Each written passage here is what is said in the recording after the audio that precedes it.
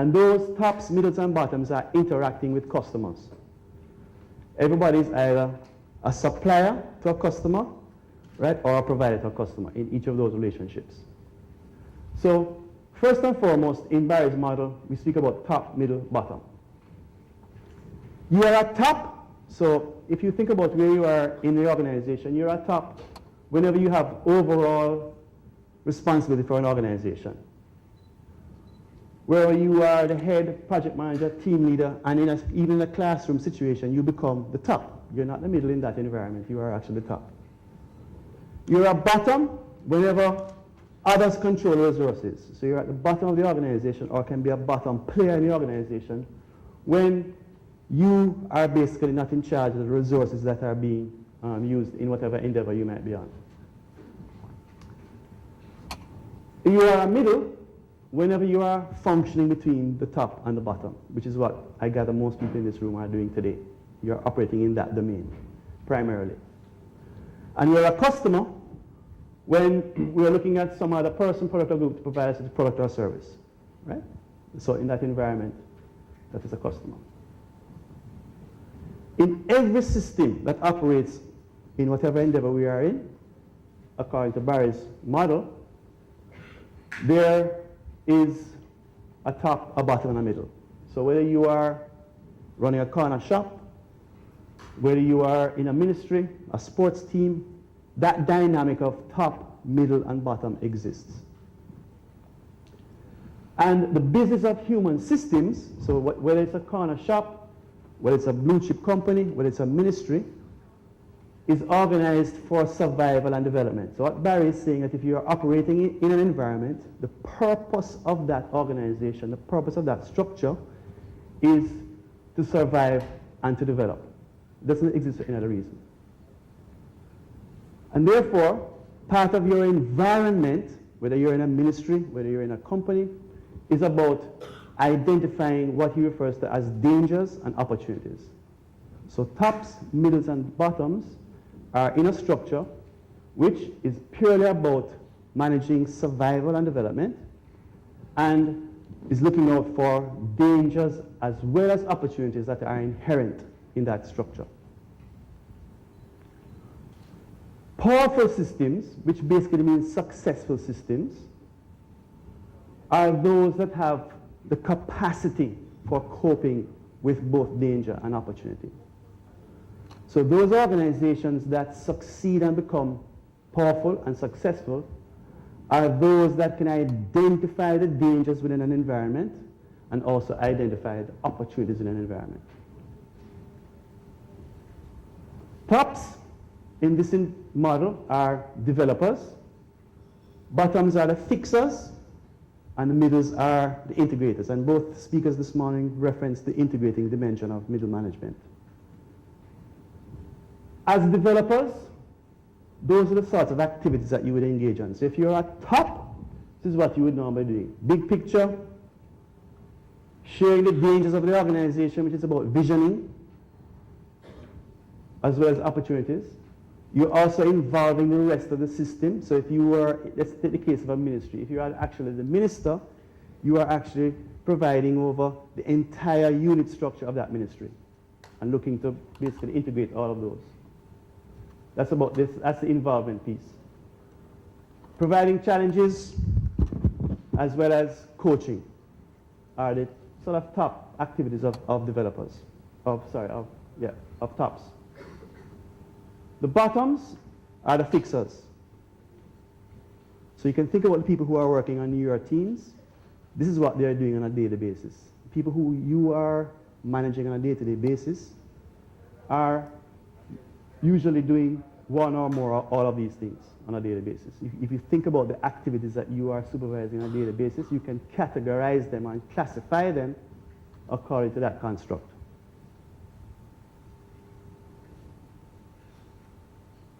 Let's go back 1 second. The pitfall reference there is that some tops, their failure is that they actually try to take up too much responsibility themselves and try to do it. And you can think of people in your office right now who are like that, who basically can't delegate and who try and suck up everything themselves. And that's a primary pitfall of tops who are unable to manage that particular role. That's one of their main pitfalls about failure to delegate, give responsibility, empower people who are working on their teams. The pitfall of the fixers is that they don't accept responsibility. So you think about the people on your team, their primary pitfall is to say, it's not me, it's them. And you can think of many, many examples on a daily basis where people who are working on your teams as bottoms have this primary trap, this primary pitfall, which is about failing to accept responsibility, failing to accept accountability. This group, today, you are wearing the hat, as I understand it, as middle managers. And your primary role is integration, is integrating the different parts of the organization and the unit that you are working with. Again, if you think about what you do on a daily basis, everybody here in this room does activity including disperse, which is leading, managing, supervising, advising, and coaching. Or you should be. If you ain't doing that, it means that you're probably doing more of the work of a bottom. Integrating is about sharing information of the whole system, diagnosing, coordinating, fixing resource allocations. These are things that you should be doing as middles. The primary pitfall of a middle is that sometimes they connect with one part of the structure but not the other. So they're very, very good at managing up and can deal with the tops, and that's working fine, but they're very poor at managing down. And therefore that relationship becomes fragmented and in ways doesn't work effectively. Conversely, it can be that a middle manager is very, very good at managing down, so manages people very, very well, but is not so good at managing up and making that connection. And again, if you think about your own roles and what you're doing now, today you would ask yourself that question. Am I good at managing up? Am I good at managing down? Which one do I do better? Yes? Okay. Whoops. So that is basically Barry's model for tops, middles, and bottoms. And you're very welcome to go on the website, of course. Look at that. Any quick questions on that? We won't have time for a Q&A at the end, so I'll take any quick questions now, quickly. Burning questions. No? All right. Very good. Okay. With that model in your head, here's the first exercise. There is no escape. Everybody must do this. I would like you to turn to the person on your left. You have 5 minutes to do this. Turn to the person on your left. Everybody have to do it. No escape. Turn to the person on your left. Left means so. Yeah, this way. Yeah?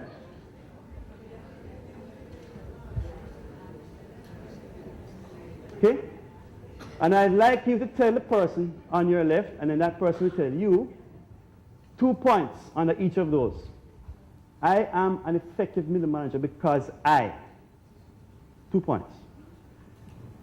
I could be a more effective middle manager if I. 2 points. Okay? Everybody understand the exercise? You have 5 minutes to do that now. Now. And I'm going to be asking you to play it back. So it must be done. 5 minutes now. So you have a pair, right? If you don't have a pair, find a pair, please. Anybody without somebody, hold up your hand. Who don't have nobody? I don't mean that way, you know. I mean, who don't have a partner here? Okay, let's go. Timekeeper, where's my timekeeper? Where's my timekeeper? 5 minutes, please. Signal me. Anybody doesn't have a somebody? One person, hold up your hands for me so I can see. Anybody else doesn't have somebody? Excuse me. Please join that lady for me over there. Thank you. Yeah, go ahead.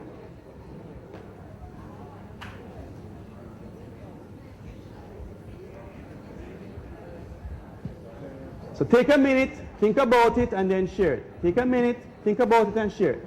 Take a minute, think about it, and share it. This is your day job, right? So it should be right on the tip of your tongue.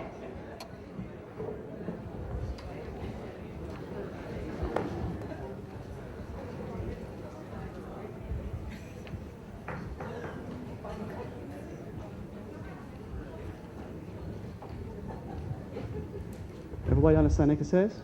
Everybody understand? We good? We good? You can do it in one word that will be very, very good, but it means a little more than one word, I think.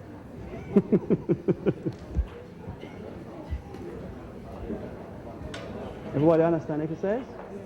We're clear? Right, good. Everybody understand exercise? Are we good? Yep.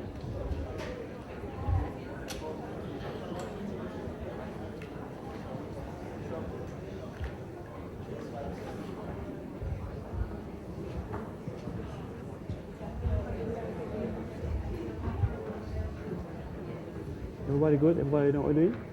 Okay. You're trying to escape. Is there anybody else in the room who does not have a partner? Hold up your hand, please. Anybody else? Okay, I'm going to come and do you. You don't want.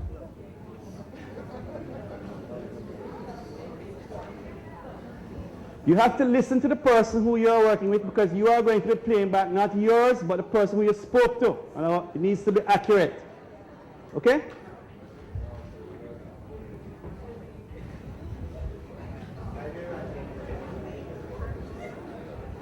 Okay. We have 2 minutes.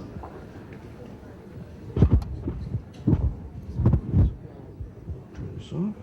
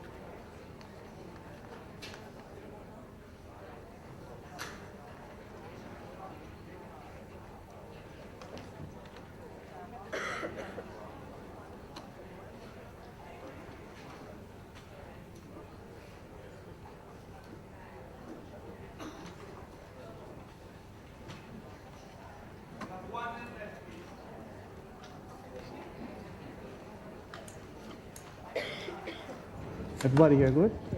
Everybody here good? Yeah? So you playing back what him say, and him playing back what him say, yeah? Everybody good with that? Yeah.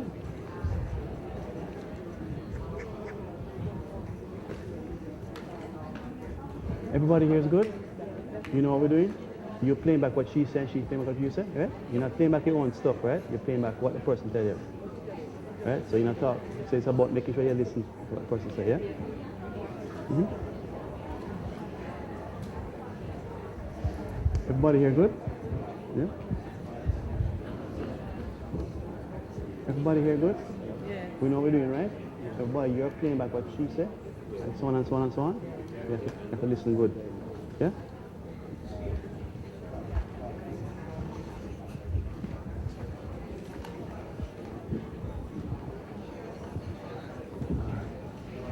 Barry, man. Jeez, man. Yeah, good to see you. Okay, is everybody about ready now? You need 30 more seconds? Okay, 30 more seconds, and then we're going to stop.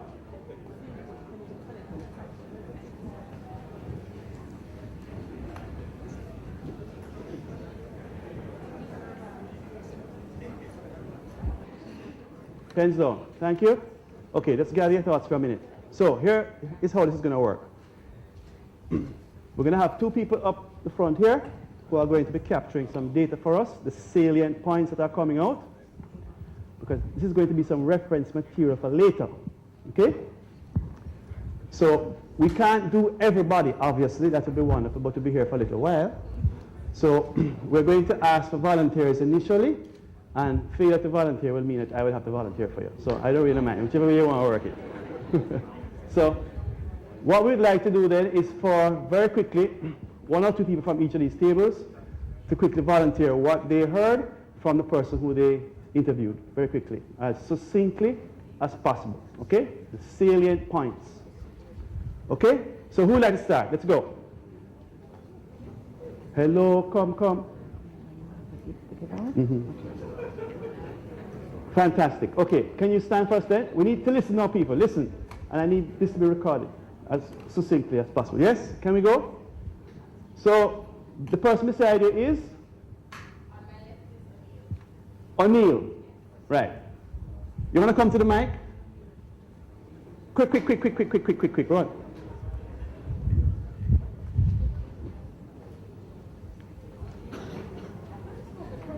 I know, but we would have heard you. Yeah. Good morning, everyone. Right. Name is Camille Sinclair from NCB. O'Neill says he's an effective middle manager because he supervises and empowers really well. And he could be a more effective middle manager if he could integrate more at the top and bottom. Both. Nice. Okay, so you need to work out. Okay, so he's a good supervisor, yes. A good manager of people, but needs to work on the integrating part. Empowering, but he could, work on bridging that gap. Okay, between the two. Between the two. Fantastic. Okay? Thank you very much. All right. Who's next? Please go ahead. Use the mic, please. We need to write so we can read. A change of marker, please. Mm-hmm. Thank you. Go ahead. Good morning. I'm Veronica McCurdy. I'm from JPS. And Cheryl Brown was my partner. And she's an effective middle manager because she communicates well. And she's also proactive. She could improve in her delegation skills and also in leaving her emotions further from her sleeves. Yeah. Very good. Excellent. That's a fantastic example of self-awareness. Somebody who knows who they are, knows what they have to work on. Yeah? I need to take the thing off my sleeve sometimes. That's fantastic. Good result. Okay, let's do two more quickly. Who else? Hello? Let's go. This table here, please. Thank you. Somebody from this table. Right here.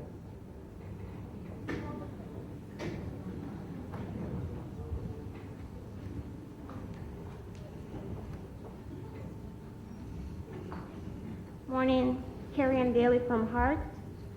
To my right was Ms. Barbara Vaughn, and she says I can be an effective middle manager because I deal with customer satisfaction. She grasps great opportunities for line staff, and she encourages and personal growth.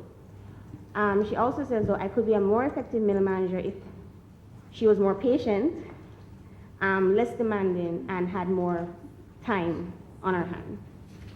We all need the last one, time. Yeah. Thank you very much. That's also another good example of someone who's thinking about their role and where they are in that process. Can we have one more? Yeah? Okay, great. Good morning. Mark Davis from Maria Nephew. I interview Everton Booth. His effectiveness to being a bigger manager is connecting well with both reporting staff and higher staff. So he's a good integrator. Definitely, and he also coaches well with his staff members. Good coach. The backdrop of this now is he said he wants to do more delegating. That's one of his weaknesses. And the next weakness is time management. Time management, okay? Time management is a development area. Delegation is a development area. Fantastic. Let's do one more. This is really good stuff.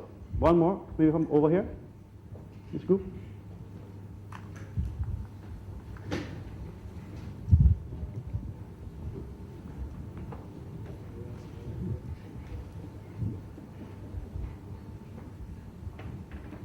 Good morning, Charlene Henry, Bank of Jamaica. I work with Maurice Ferron. He's an effective middle manager because he has great listening skills and communication skills. And he could be more effective if he was a better teacher or coach and could do better with his relationships. Building better relationships. Excellent, again. Okay, thank you very much for that. Now, we could spend a lot of time going through the room, and we could build a longer list as we go, both in terms of where people are strong and where people have development needs. But what's emerging here, as you can see, is a long list of skills and behaviors that you have to have as a middle manager. And I'm using the word skill and behavior quite definitively, because skill is one thing, but having the right behaviors is also a critical part of that, as you will all know from your training and so on. But if you just simply read through that list there now, on that flip chart, you will see that there's almost everything there on the interpersonal or human relations chart of activities. So part of being a successful middle manager is thinking about those list of skills that you need, whether that's communication, whether that's delegation, whether that's coaching, whether that's resource allocation, whether that's time management, whether that's minor project management. Those are all skills that middle managers need to have to be effective. As well as the behavioral part, which is, it's really good to know that people in the room are aware of that. Behavioral part means emotional intelligence. So as the lady here was brave enough to share with us, she wears her thing on her sleeve. So people, they know who coming to work in the morning, pretty much, right? So how do you manage that? Behaviors are also around little things like being to a meeting on time. Something that we don't do very, very well across many, many parts of the organization, right? Those are little things that people notice very, very quickly. As a middle manager as well, like senior management, you are being observed every minute of the day. Once you come off of the bus or you step out of your car into the car park, you are being observed, and people are making judgments about your effectiveness as a human being generally, but also as a manager. So everybody in your organization has a view today about where you sit against those skills and those behaviors that you have referenced.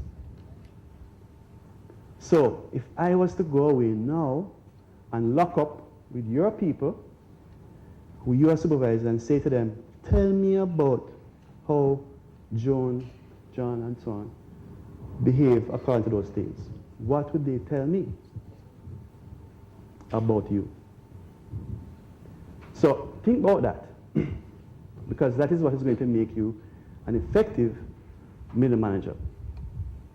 When you walk out of that room, what are they seeing, feeling, about your competence as a middle manager. In a story. We can't go home now. Not true. Anyway, that's a start. Okay. Excellent. Now, the conference talk about hub, right?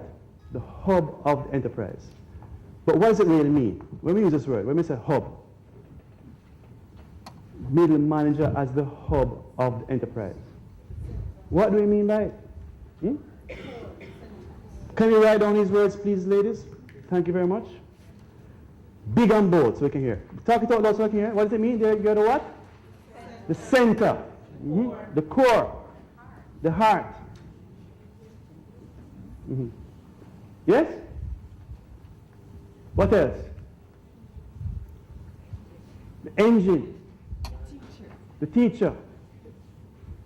I want to write down all these things. Core, center. These are big words, people. Big words.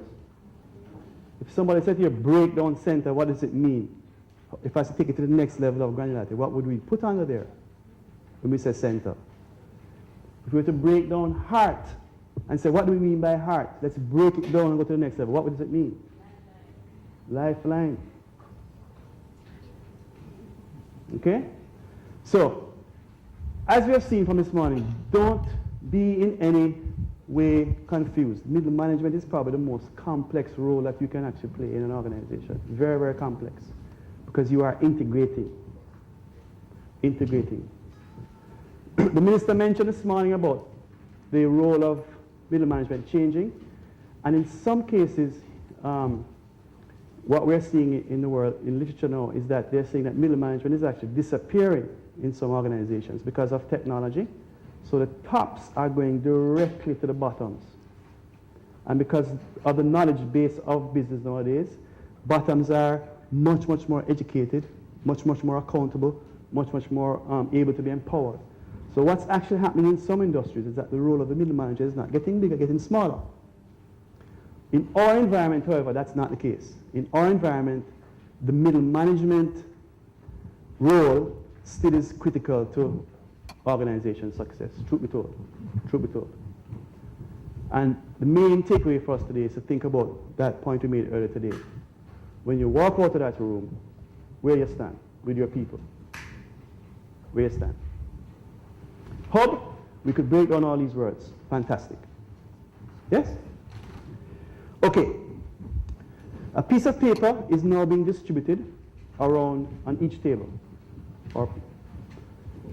This exercise requires 2 people to do an exercise. There are 8 people to a table broadly. If you're not 8, can you get to a table there's 8 people from a piece? So if you're like let's join a table and make 8. If you can do that quickly, if not, well, fine. So we need 2 volunteers on each table to actually do a role play. Now, we don't have time to be doing a vote and going to the United Nations to decide which 2. So do it quickly for me. 2 people on a table need to agree to be the primary characters in a role play. Yeah? So I'm going to come around quickly and just ask if you selected the 2. I'm going to give you a minute to do that. Less than a minute. 30 seconds to decide which 2 people. Don't worry, read the thing first. Select the people then first. You have your 2?